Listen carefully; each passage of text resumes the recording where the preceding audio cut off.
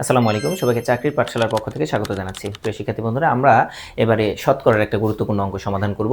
এই ধরনের অঙ্ক কিন্তু মাঝে মাঝে পরীক্ষা আসে, খুব বেশি আসে এরকম বলবো না, তবে প্রশ্ন কঠিন করতে চাইলে এই ধরনের অঙ্ক কিন্তু দিয়ে দেয়। আমরা সচরাচর শতকরা, লাভ ক্ষতি অনেক অঙ্কই করি, কিন্তু বইয়ের শেষের দিকে দেখা যায় যে বিবিধ টাইপের অঙ্ক থাকে, সেই অঙ্কগুলো আমাদের করা হয়ে ওঠে না।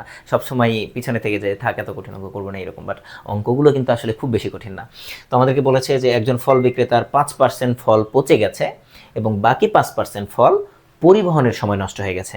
আলটিমেটলি যেভাবেই নষ্ট হোক, মোট 10% ফল আমার নষ্ট হয়েছে। 5% পচে গেছে, 5% পরিবহনের সময় থেতলে গেছে বা অন্য কোনোভাবে নষ্ট হয়েছে। এখন বলেছে বাকি যে ফল থাকলো, বাকি কতটুকু আছে বলো? 90% ফল আছে, কারণ অলরেডি 10% নষ্ট হয়ে গেছে। এই 90% ফল শতকরা কত লাভে বিক্রয় করলে তার মোটের উপরে 20% লাভ হবে? অর্থাৎ ওভারঅল তার যে 100% ফল ছিল, মোটের উপরে তার 20% লাভ হইতে হবে বাকি 90% ফল বিক্রি করে। তাহলে আগে মনে করো আমার 100 টাকার ফল ছিল, তো 100 টাকার ফল কিন্তু আমি 20 টাকা লাভে বিক্রয় করলেই আমার 20% লাভ হতো। তো এখন কিন্তু আমার কাছে 100 টাকার ফল নেই, তার মধ্যে আমার 10 টাকার ফল অলরেডি নষ্ট হয়ে গেছে।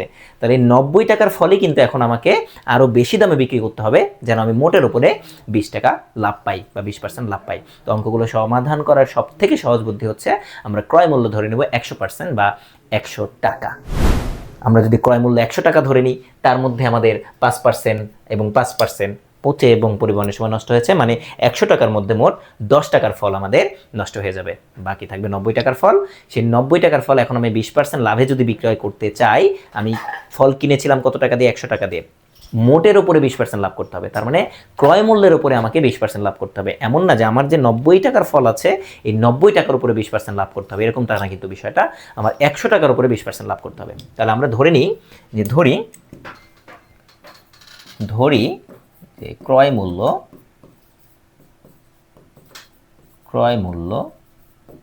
100 টাকা। ক্রয় মূল্য 100 টাকা। তাহলে আমার মোট নষ্ট হয়েছে কত পার্সেন্ট? 5%, 5%, 10%। তাহলে 10% নষ্ট হওয়ার ফলে অবশিষ্ট পণ্য বা অবশিষ্ট ফল 10% নষ্ট হওয়ার ফলে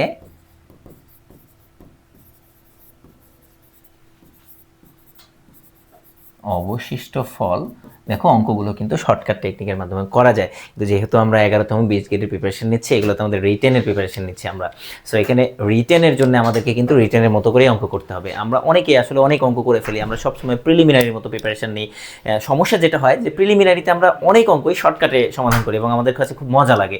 অনলাইনে যখন একটা শিক্ষক এসে শর্টকাটে একটা অঙ্ক করে দিল, 5 মিনিটের অঙ্ক 30 সেকেন্ডে সমাধান করে দিল, সুন্দর সুন্দর থাম্বনেইল, তখন কিন্তু আমরা খুব ভালো লাগে ভাবে পড়তে। বড়ভাবে আর অঙ্ক পড়তে আমাদের কিন্তু ভালো লাগে না, কিন্তু আমরা আটকে যাই তখনই যখন আমরা রিটেন পরীক্ষাতে বসি।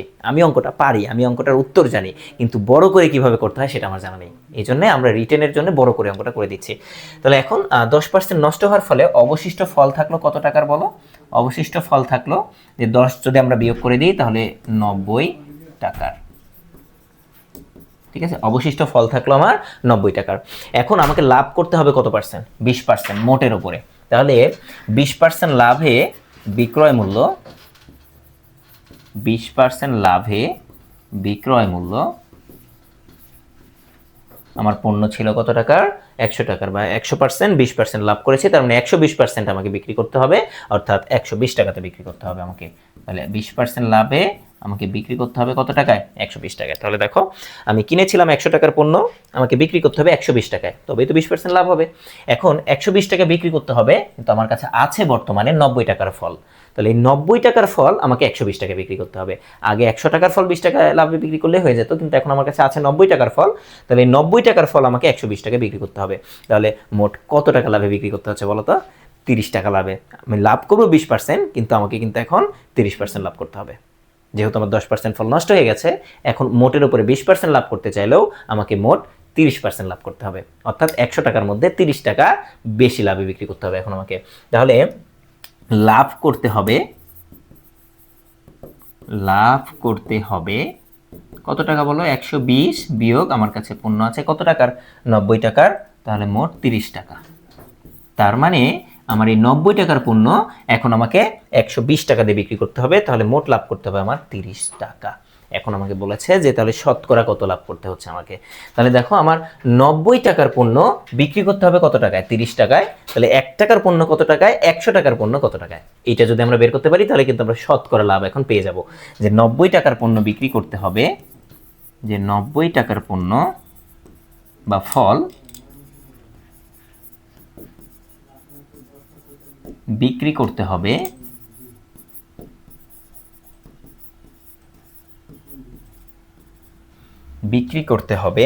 120 টাকায়। যেহেতু আমাদের বলেছে শতকরা কত লাভে, তাহলে আমি লাভ লিখি যে 90 টাকার ফল বিক্রি করে লাভ করতে হবে 30 টাকা। এভাবে লিখি 90 টাকার ফল বিক্রি করে লাভ করতে হবে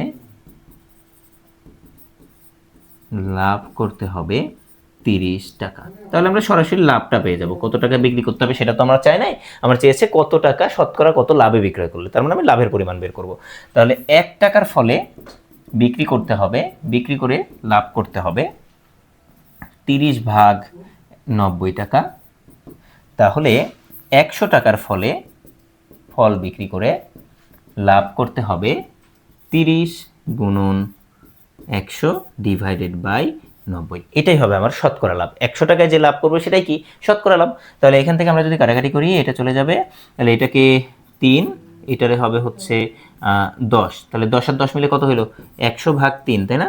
100 ভাগ 3। তাহলে এটাকে যদি আমরা পার্সেন্টেজে লিখি, এভাবে লিখতে পারি যে ভগ্নাংশ আকারে, যে 100কে 3 দ্বারা কতবার ভাগ করা যায়? 33 বার। 3 33-এ আমাদের কত হয়? 99। তাহলে আমরা এরকম করতে পারি যে 33 বার ভাগ করা যায়, নিচে কত দ্বারা ভাগ করেছি আমরা? 3 দ্বারা, এবং অবশিষ্ট কত থাকবে? 3 33-এ 99, অবশিষ্ট থাকবে 1, অবশিষ্টটা আমরা উপরে বসিয়ে দিলাম। তাহলে 33 1/3 এত পার্সেন্টেজ। এটাই আমাদের উত্তর। যে আমরা যদি আমাদের এখন মোট শতকরা 33.33% লাভে বিক্রয় করতে পারি, তাহলে আমরা মোটের ওপরে 20% লাভ করতে পারবো। আমরা আগে যে ফল ছিল সেটা 20 টাকা লাভে বিক্রয় করলেই হতো, কিন্তু এখন আমাকে শতকরা 33.33% লাভ করলে তবেই আমরা মোটের ওপরে 20% লাভ পাবো। আশা করি তোমরা সকলে এই অঙ্কটি খুব ভালোভাবে বুঝতে পেরেছো। ধন্যবাদ সবাইকে।